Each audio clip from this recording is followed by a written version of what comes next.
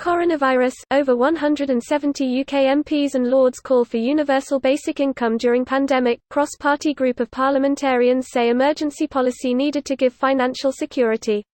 Here's a summary of the article. Over 170 MPs and peers have urged the government to introduce a universal basic income to give everyone the financial support they need to provide for themselves and their families during the coronavirus pandemic.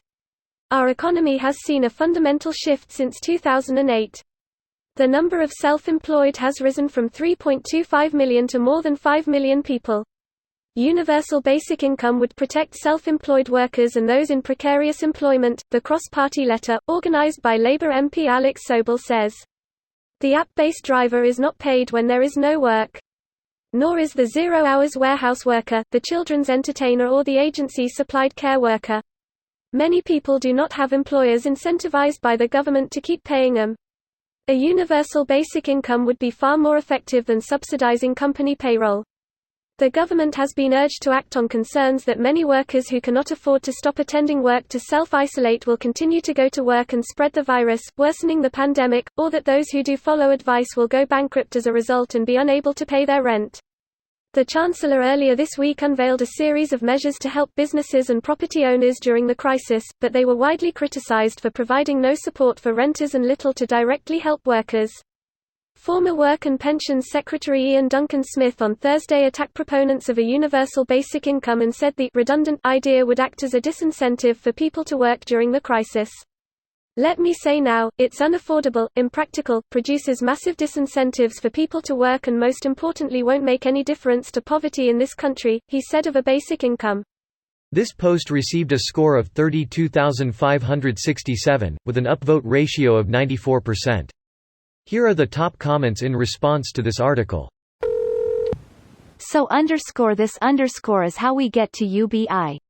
Better than waiting for machines to take over until it's too late. Soylent Green awaits. After the last few days of nothing but toast and noodles, I'll take it. Don't worry, Soylent Yellow and Soylent Red have to come first. They're not too flavorful, that's how they get you, as Soylent Green is flavorful. This is the move. Only supporting employed workers is the wrong move. There are too many self-employed, freelance, zero-hours workers that wouldn't be covered. Everyone needs extra. There's also already been mass layoffs in the UK because of the outbreak. My girlfriend got laid off yesterday.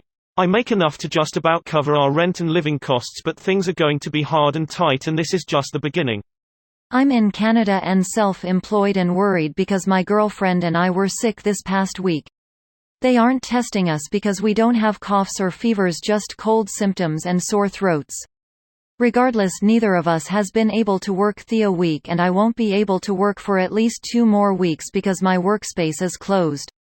A basic living income during all this would really take so much stress away.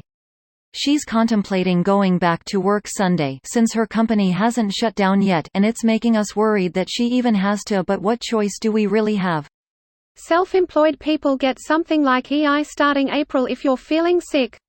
Doesn't do much to combat the fact that business is dead regardless, but at least it's something. If they don't sort something, the lower end of society will start first by just going out and taking what they need to get by. It already happened in this country not long ago, and whilst causes were different, the potential for large groups of people to just kick off and loot shops is a heartbeat away. This is a real concern that I haven't seen spoken about yet. If you don't look after the population, then at some point it will snap. Agreed. It's a matter of weeks away. The decision to stop the inevitable needs to be proactive and not reactive. Greater than proactive and not reactive, so you're saying we're fucked? Yup, spoke to many people who don't want to be out but have to. Council taxes just came around to many of them. Their creditors are still asking even after being told of job losses. Regular people, but the tension and anger is rising even in them. Don't dilly-dally please, as the paranoia of someone rooting around my house in the night looking for toilet rolls is not something I'm particularly looking forward to. This video was automatically created by Reddit to speech. The article and comments in this video were selected from Reddit according to their upvotes, and any paraphrasing was performed by smmry.com, without any human intervention.